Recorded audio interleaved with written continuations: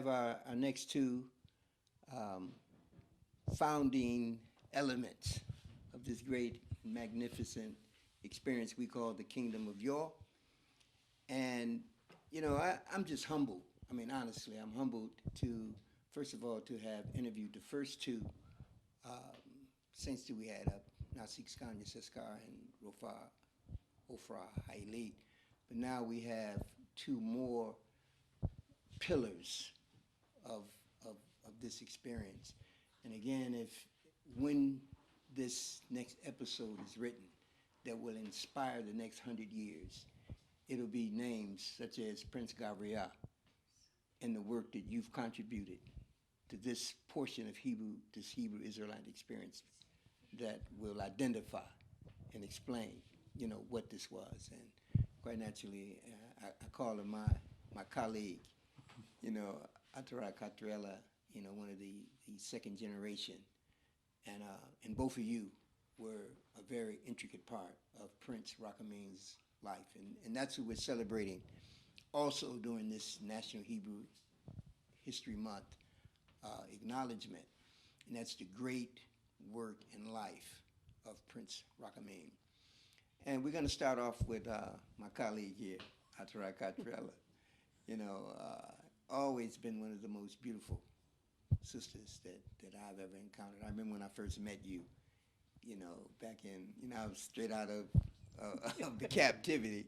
So, I didn't have any manners like that, and I immediately, said, man, this sister here, and then I found out that as young as you were, I think you 16, 17, you were actually married to the great prince. And I want to start off with that because the prince being so much of a senior, but yet you found comfort and you found inspiration. And quite naturally, I'm sure it was a challenge. It would have had to be a challenge. But still, you are a founding matriarch of this. Even though in Liberia, you may not have made the decisions to go to Liberia, but yet, by the time you got to 15, 16, 17 years old, you were making decisions for yourself and for this experience. And your decision was Kadima Ya Umila. And so, could we say that it was the marriage, the relationship with the prince that helped you become this extraordinary servant leader, entrepreneur, and great motivator that you are in the sisterhood today? If you asking that question yet? Could you give us some, give us some character for us, please? Okay. Inspiration to marry him? Is that what you're asking me? That too, and Okay. it's part of it, sure. So, the elder prince Nasik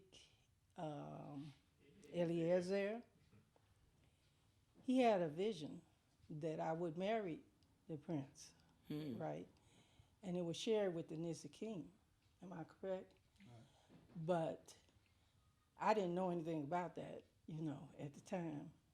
And when it was shared with me, I was like, well, I ain't feeling that, y'all. Because Okay. I was young. Sure. And I was Yeah. like, he's a nice guy and all that, but I didn't see that. But, and Nasi Rockameem was physically attractive. Yes, he was was. very muscular and really nice, handsome. Yes, guy, he was. But that's not what won me over. He had to win my heart. Okay. And he did that. It's the attributes Great. that he possessed, right? And you could look at him and say he the modern day Samson. that was the type of way that he looked. I mean, everybody seen him. They was like, if he took his shirt off, you like, oh my. Okay. I All mean, right. am I telling the truth? Yeah. Yeah. So, yeah, he was like a chiseled piece of marble. You know? uh, but like I said, that's not what won me over. What won me over were the attributes and so the vision came true. You know, he began to pursue me and he won my heart. Okay. And so we were married in December of '73. We were put in Mikudeshi by the elder Prince Nasik Eliezer, Okay. and we were married by he was called in the Prince of Peace, Nasik Hashalom Abagado, and so we were married by him and anointed by him, and Nasik Shaliak was our coordinator. He coordinated the wedding, but there was something else going on because we were scheduled to get married earlier, and Abba kept telling us to hold off. And it was December of '73. And what else happened in December of '73? In December of '73, there were a lot of saints that came out of Detroit. Right. The Aliyah faith. Right. The Aliyah faith came in. And Abba told us to wait so that they could attend that wedding. Wow. And when I went to get married, we were in the small meat lot. That's who was sitting front and center, and I looked out and I didn't see none of my people. I was like, ooh. It was a lot of new faces, and my good friend Akot Yada was in the bunch. Bless her soul. Yes. Yeah. And so we were married, and that was a cause for a great celebration. So the wedding was large. By those standards at that time, it was a big wedding. So we had the wedding in the small miklah, and then at that time the matnas was called the Beit Am, Right. and it was brand new. And we went over there, and Ben David, the singer from Detroit, he bust out on the stage, and it was a great show, a great performance. And I'm like, wow, I ain't never seen, you know. And then they were all in the audience, and everybody was saying, you know, congratulating. Right. And then we went back to the Miklat and had a big party. Mm-hmm. And so it was in those, of course, in that time that was a big celebration because everybody didn't do all of that, Right. you know. So I rose in love with the athlete of Yah. Yeah. I rose in love with a great provider. Yes. I rose in love with a merciful man. Yes. I rose in love with the tiller of the soil Mm. and of people's souls. Mm. I rose in love with an entertainer, and I rose in love with a great prince and a shepherd for his people. I rose in love with a man who loved children and was a father to many who he had not birthed. Yes. And he helped people that had health conditions. Yes. He was very attuned with that and teaching people about their health. Did you know that he used to be, well, you may know, but he used to be the one that ran the Seder Shabbat before Yeah. we had a priesthood. Sure. Yeah. And so he was a great warrior Mm. and a great protector of this kingdom. And that's the answer to that question. That's saying volumes. You know, that's volumes. Also, Atara, again, you and we're framing your experience because just like you said, you rose in love with the prince, and in that rising in love, there had to be motivation, like we're saying, inspiration. And you were, historically, you were part of the, if I'm correct, you were part of the first Crown Sisterhood anointing ceremony Okay. as a CFF. How old were you then? 21. 21 years old. And I'm sure you were were surprised. And like many of the Crown Sisters, when we hear the history, you all really didn't have an idea of what the expectations of a Crown Sister would be, but you knew it was big because of, Abba Gado and Abba Shalek and the Nisikim and how they did it. But I'm sure, and I was your peer. I think you graduated a year before I did from the Kingdom School in Holiness. But still, in that CFF element that we were in, it created a lot of challenge. I mean, here you are, being put into a position of government, at 21 years old, and the challenges and the expectation. How did the Prince help you maneuver through a lot of that? And I'm sure you may reiterate some of the things you just said, but share that with us. How did he help you? Okay. The CFF came into existence in 74, the summer of 74. And we were very young. And like most young people don't know nothing. Right. They ain't got no sense. So, you just don't know a lot of things about life. You don't know how to make decisions in life. And we weren't any different. And so he shared his wisdom. Mm. He would share his wisdom not just with me, but with whomever that would listen. He had no problem with sharing, but the thing was, what was rare now, they used to call common sense. He had plenty of it. And that's what he would share. See, he was a simple man that said profound things in a simple way. Yeah. And that made a great impression on me. And I would listen to him. Yeah, when I was put in that position with the first Crown Sister, for first anointing, we had no idea that we were going to be anointed. What happened was Abba sent for each one of us, it was 12 of us, and it was a sister's day. Right. And none of us knew about the other. Someone came up to me and said, Abba is sending for your chain, your gold chain off your neck. I was like, what? I was like, okay. So I took it off and gave it to him. And that was that. And when he crowned us, he put your chain. Nazi Rockameem was the one that was putting the chains on the people. It was your chain with the crown on it. So you gave up one thing and got back two.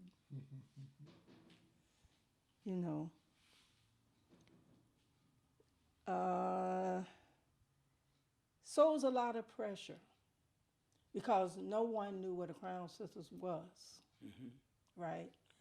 Sitting with the Father, the first sitting that he had with us, I never forgot what he told us as a group. Abba Gado said, each one of you have a crown. And it's not that you are that. You've been given the opportunity to become that. And if the work, if it's real, if you take this to heart, that is what you will become. If you think at any point in time this is too much for you, you can turn it in. What? And it was somebody that did turn it in out of that group. Somebody did turn their crown in because they said it was too much. Okay. But I'm still a Crown Sister, so something must have worked. Right. Right.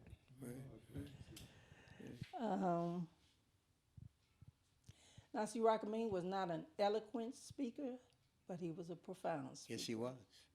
And so, in the simplicity of his profoundness, his wisdom confounded many. Right. You know, and these are some of the things that helped develop me into the person that I am today, and I'm grateful for him. He was a brother's brother, Yes, he was. and all the brothers, and that is why the brothers came to help him when he was in need, because he helped them. Yes, he did. He was a brother's brother. That was one thing that he was first, Right. a brother's brother. Right. And like I said, he loved health and living.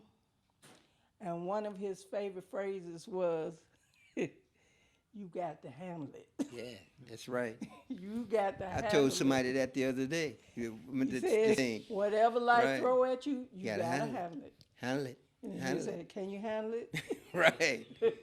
Yeah. Point was that he said, "You just got to get ugly with it." Yeah, you He gotta get ugly. He said, "You got to get down with it, and you got to get ugly, especially when you singing." Right. He said, "If you ain't getting ugly, you ain't singing." Right. Right. I remember he used to tell me about when Abba Shalig had his challenge. You know, he had his stroke, and he was Abba Shalig's driver for sake of visitation. And one of the things he used to do, because we talked about that inspiration, he was the one that would go over to see Abba Shalig and make him exercise as he was laying down, because he knew that the prince, if he wanted to stay mobile and not lose the little mobility that he had to stay active. He said that when he would park the car for Abba Shalig to get out the truck, that he would never park it on the curb, because Abba Shalig could easily get out the truck onto the curb. You know, he would always make sure he parked back off the curb to make him get down off the truck, make him step down and walk to the curb. He said Abba Shalig would get so mad at him, but he said, and he was humble at Abba Shalig. Okay? He saw Abba Shalig as big brother, but he still, same thing, made him take that extra step, you know. But that was just the, great prince. And we come back, Atrak, we have a few more questions for you, but we're going to turn now to the great prince. Again, we could just flip the script and just talk about the great life and work of Prince Gabriel. But this is Nasi Rockameem's afternoon. We've heard about Nasik as the young man that grew up in the southern part of the United States and understood that earth culture, and went into Liberia, and the Ufra Afra expressed how profound he was, and then we just heard what Atara Catrella said about the young inspiration as a young woman, the inspiration that he gave. But Nasik, you had another experience with him. You and him were anointed into the first princedom. Quite naturally, it was the highest level of leadership in the kingdom of Yah. And again, that had to be a challenge for you, just probably as much as it was for, like I said, we didn't know what these positions were. But could we say that Nasik Rockameem was part of your anchoring? How he helped you even find your way as you ventured through, and the great attributes that you saw in him as a prince, the Prince of Mercy. Who was that, Nasik? First, giving our praises, Yah. Certainly, I always have to give kavod to he that led us out of that pit Certainly. that Yah had put into him. Right. That spirit that I didn't have at all. No idea that we would ever do that. Even though I was with the first contingent to go over in 1967 to scout out that territory In Liberia. Mm-hmm. I stood off and said, man, we'll never do this. Wow. I said, looking at this jungle, and I just bought a house, so I said, man, they got to be kidding. But naturally, I was so close and so much in love with our leader, Yes. that I would have went with him anyway, you know. So wherever he went. And Nasi Rockameem, I met him around 1966. I think it was at a bazaar right outside of the Beta Okay. Cultural Center. And if I can remember right, at that time he and Rofa Afra, his wife, were studying to be karate, you know, and he kicked, you know how he is, anything he get involved in. Right. So he was the best according to him. And Right. he had that unbreakable kind of spirit. Yes. Yes. Unbreakable, unflinching, unafraid. And even when they say the Prince of Mercy, that's profound. Yes. For to describe Nasi Rockameem as the Prince of Mercy, from a worldly perspective, he'll be far from that. Wow. But if you look at the reality of him being the Prince of Mercy, he was very much that.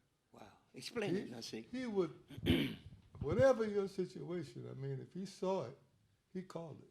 He didn't have no, he wasn't hypocritical about anything. Gotcha. If he was overweight, he'd tell He you. call it. He was in front of everybody. And that's the mercy. That's the mercy. When nobody likes. Because he was concerned. Gotcha. He really took it to heart, and he wouldn't beat around the bush. Wow. Whatever it was that needed to be said, he'd say it. So in this the raw. So this Prince of Mercy ain't like just a comforter and that you Yeah, just yeah, lay on his shoulder and cry. Just like I wasn't the Prince of Love. That's something that if I made it to that point, I had to grow into it. Because as we were ordained or anointed to be princes, the early princes, in its originality, when it began, Okay. this foundation, I had no idea what a prince was. And I certainly didn't think I was one. Wow. You understand? Yes, sir. I look back in my life coming up out of the ghettos of America, and he calls me a prince. Just as Nasi Shalir called him the Messiah. I didn't know what that was, and I had no understanding about it and no faith in it. That's something Wow. that I grew into. Yes. Because me being the older brother, Okay. and here we had done some of everything as children, as young men. And now you're telling me that he's the Messiah, and he's the Father, he's the all of that.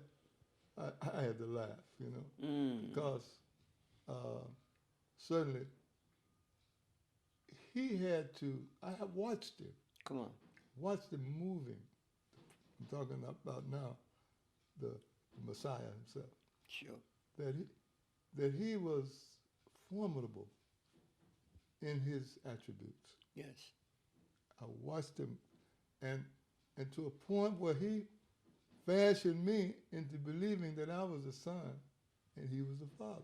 So Nasi, so you can say Prince Rockameem saw him also. That's the same thing. Yes. Because he didn't know what a prince was. I don't think any of us did. Only Ben Amin knew what he wanted and what we had to become Faith. and grow into. Yeah. Yeah. So, Great point. and that's what it was, I guess, with us, is that we couldn't quit. We didn't know how to quit anything that we started. You clear? Yes, sir. And Nasi Rockameem was so awesome. Even in the bush of Liberia, as I recall, him being always there, always doing something different. Right. We would build our tents in the heart of the camp. He would go all the way back in the bush. I mean, out there, him and Rofa Afra, because he's coming from the same cut as him. And to a point, they out there in a tent, a little pup tent at that. I had the biggest tent in the kingdom. He got a little pup tent, him and Rofa, way back out there by themselves. And a tree, a palm tree, This just so happened, as y'all would have it, they weren't in it. It came down and right on, during the wind, the high winds Crushed it. crushed it. And but as I say, Yah had really blessed us in the wilderness. Yes. And Nasi Rockameem, when they call him rock, Yeah. you can look at it literally. He was a rock, Yes, he was. hard. Yeah. Now, see, did he ever tell you about the time when he thought he had to beat up Muhammad Ali in that elevator? He ever tell you that story? Yeah, I remember that. I wasn't there, but I know that that's the way. I mean, that's the way, Right. what happened. Right. And he was the one who inspired us. I think that we could never look back. Yes. If it, whatever he had set his mind on, Mm. that's what he was going to do. That's what he was going to do. Now we out in the bush, didn't have as Kenny say, a pot and a window to throw it out. Mm. And we didn't have nothing but a lot of babies who was undernourished, pot-bellied, when you get to have. Sure. Yeah. And he was saying, if the money don't come for us to go to Israel, we're going to walk. Yes, he did. It was he said him that. that said, I was there when he said it. I just remember him saying it. And it almost impressed in me that I would go with him. Wow. Yeah. Wow. And because we had no idea how we was going to get out of Liberia. Whoa. You remember them hungry days Right. that Right. we had. Right. But that didn't discourage us. The hungry days didn't discourage us. We were like the goats, like the he goats before a flock. All of us had stiff, hard kind of heads. We wouldn't go from the left to the right. You understand, like that. Mm-hmm. I didn't know how to put a seed in there. I still don't, to this day, I don't know how to put a seed in there. That's the Rockameem. He would march down in this little area, about 2 or 3 acres of land that they were farming. And every day he would come by my tent. Now I had come out of Babylon, and I guess I looked like I might have looked healthy, but I was one toxic Hebrew, because I couldn't see how he walked down there in all that sun. Mm. And I tried to do it down there a couple of times with him, but that wasn't for me. So, but he would walk down there every morning with his oil on his back, and whoever else would go with him. I think his mother would go with him. Seemed like she was on. Queen Mother Ivy. She would go. Skana Nasi. Brachia maybe, those. But they would go by, and I would be there. I would be seemed like I couldn't move. I mean, I don't know what, then I had these sisters on me. So I was always in a whole nother mode of thinking about, man, how could they do that? And to one day, and I noticed one day that he was getting slower going down there. Each time he would just get slower going down, but he would go. And then one day, I noticed he didn't go. Wow. So I went, it's by chance, I don't know why I didn't go, but I passed his tent. And he was laying down on the tent. Wow. Because he couldn't, he had this pup tent. He laying out there. I said, Rockameem. I said, how you feel? Mm. Mitsuya. Wow. He was sick. Mitsuya. He couldn't get up. Wow. But he said, Mitsuya. Excellent. Continued to say that until you couldn't even hardly hear. That's what kind of brother he was. Now, see, were you there when he got burned? Yeah, I was there. Furnace blew up on him. The furnace, what? No, no, no no, No, I'm sorry. It was It was oil. yeah, We had tank or these, something. we had these storage tanks of oil. tank. They'd come back from gathering sand or something. All of us would come back from gathering sand down by the river. And what happened was that we had got this oil. We had this gas, well, from Firestone. Because Abba had, he was the kind of guy, he'd go get anything. He'd just go, he didn't care who it was. They were all children, even at that age. And he would get this oil and got us a generator and all that. So we got oil. We took our old truck down to the Firestone and brought this oil back on the truck. Okay. And they took it off, and everybody tired, whatever. And so we're laying around, and so talking, and somebody came out there with a candle, I think it was. Good God. Lantern, yeah, it had to be a lantern. I know it was some fire. It came out, not knowing, Wow. just so we can see how we were talking. And there was an explosion.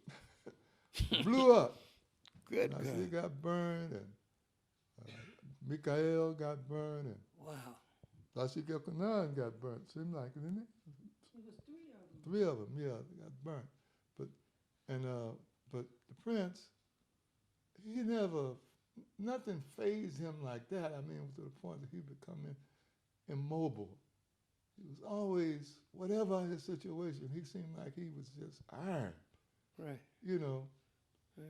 And he was the kind of a guy that what he called vegetarianism, in the early days when I met him, was some oatmeal and some beet juice. Together. And we would sit down and eat with him. And if the carrot juice that he drank had gelled in the refrigerator, because he had it there, he would take all that and put it into the oatmeal and stir it up. And then, you know how he agitated, how he spoke. He spoke with that, you know what I'm saying? It's good for you. And so I said, no, it ain't good for me. So, but early on, he told me, he said, now, Vince, you need to be eating more vegetables. And I'm smart, I'm a smart aleck, But I'm not a cow that I need to eat vegetables. First thing I took off of my sandwich, a hamburger sandwich, was some the vegetables. lettuce. I didn't want Right. no lettuce on my sandwich. You understand? That's the kind Sure. of mentality Sure. that I had. But he told me way back there in Chicago, even on up to Liberia, about being a vegan. And naturally, after a while, we noticed that we began to pull back on meat and stuff Sure. like that. But I guess I ate it up until the end. Yeah. And so, but he stood on whatever he did. Yeah, he had that If zeal. he decided that's the way he was going to go, That's how it went. that's the way he went. Now, see, we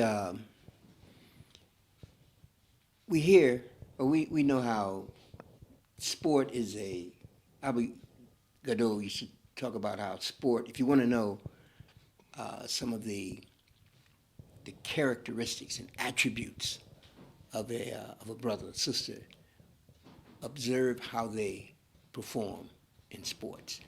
Now, we've heard of great competitive rivalries, Michael Jordan and Larry Bird, but the Kingdom had some classic, when I say classic competitive sports, baseball and basketball, but no other two individuals to me, and I was here at the beginning of the sport, era, but the classic rivalry had to be between you and Nasi Rockameem, whether it was baseball or basketball. You all would carry the argument from the rock to the field, back to the rock, but in a good way, because we were building, it brought so much character to the brotherhood. But tell us about Prince Rockameem as the father of sport and recreation, because I don't know if you beat him as much as he beat you, but if he could get satisfied in beating anybody, it would be to beat you. And maybe it might be the same if you could beat any of the brothers, whether it's basketball, baseball. If you beat Prince Rockameem, you felt that you had a great victory. You know, that naturally, look back at how we all became involved in sports. Mm-hmm. We started in Liberia Ah, with a right. bushel basket, and there we played as hard in that bushel basket as we played anywhere else. Mm. And we played Nasir Rockameem and I, for example, they had some very powerful basketball players here in the kingdom Yeah, in the early days that Yeah. came along with you certainly. in that time. And so we were playing this team out of Tel Aviv, Mm-hmm. real tall, strong. They played professional.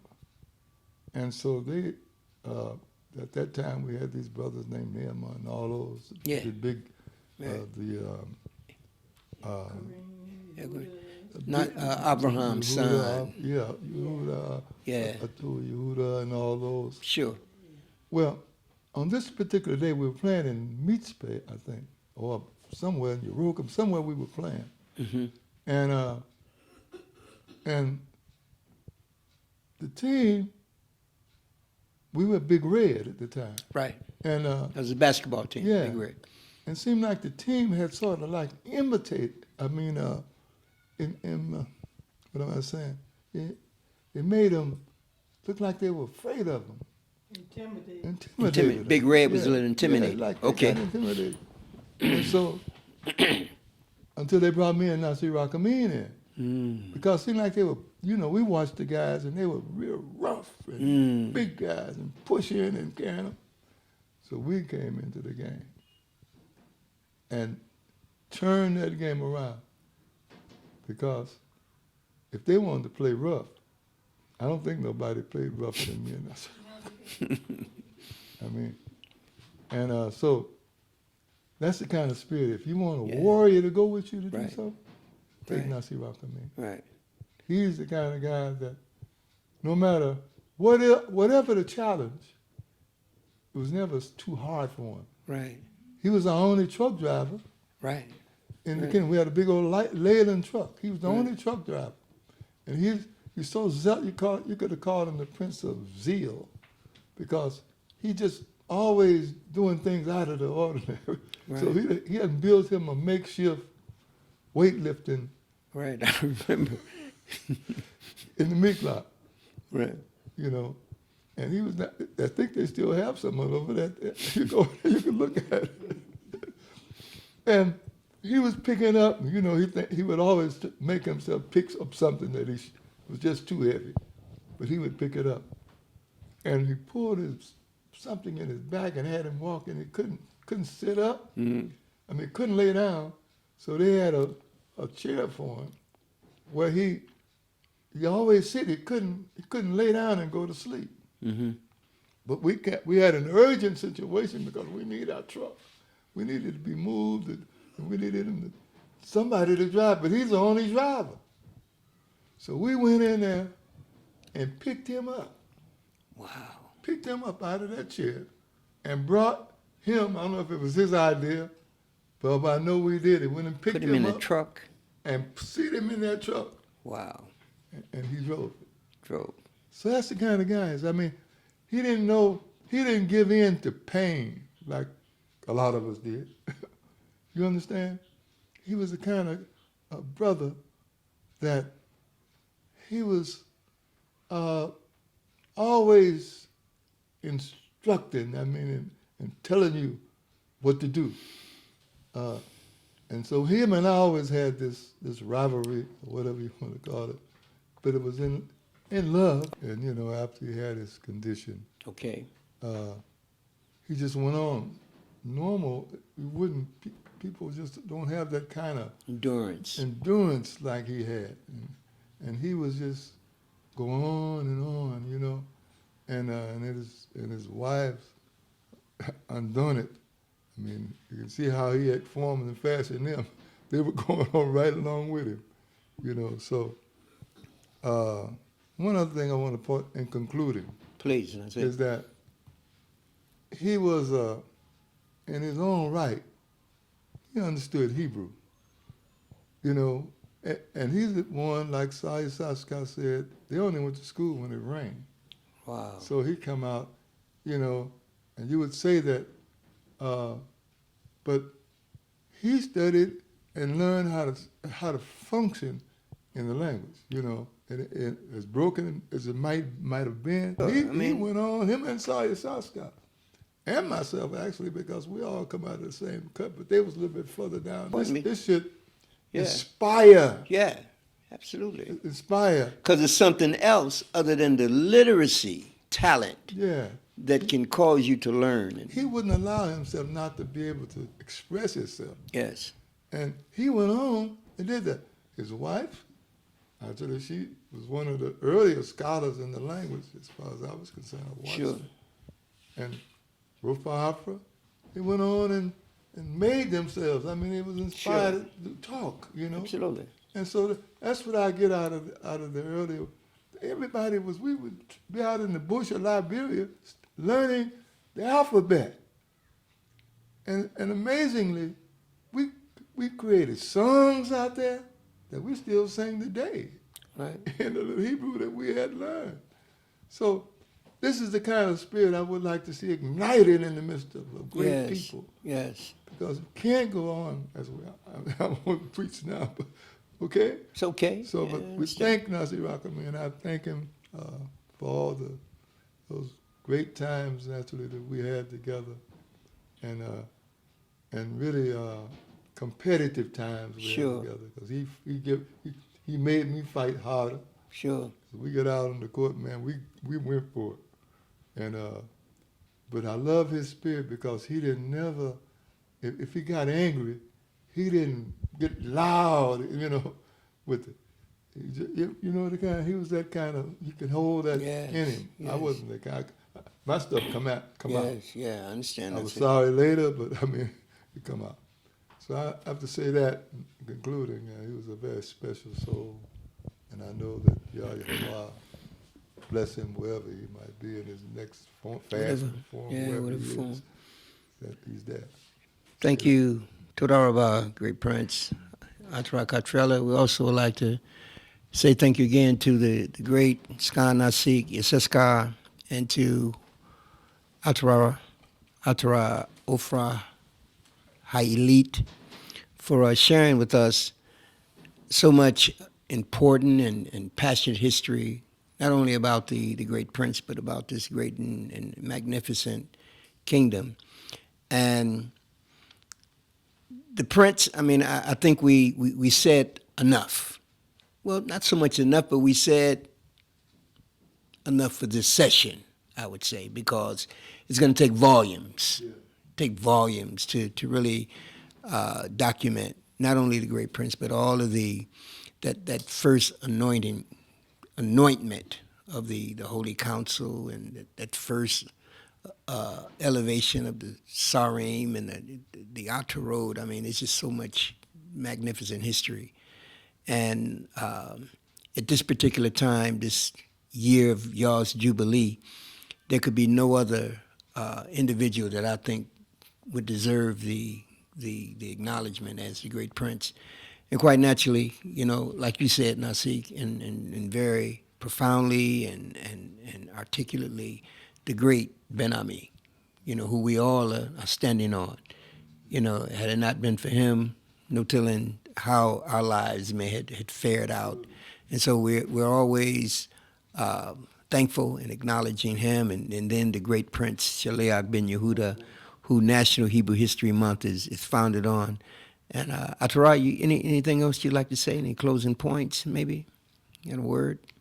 I just wanted to say that he was also the Prince of Endurance. Endurance, right. That was one of the attributes that he was given when he became a prince. Yeah, so even though he was the Prince of Mercy, but also that endurance was part of the attribute that he contributed to the principal. That's clear. So I'd like to thank everyone for joining us, and we're looking forward to seeing you at the other sessions that we'll have. And again, we're not having National Hebrew History Month. We're having National Hebrew History Celebration. And so we have our next event will be the Lifetime Achievement Award, and we hope to see all of you with us, and hopefully you'll be with us. Thank you. Toda.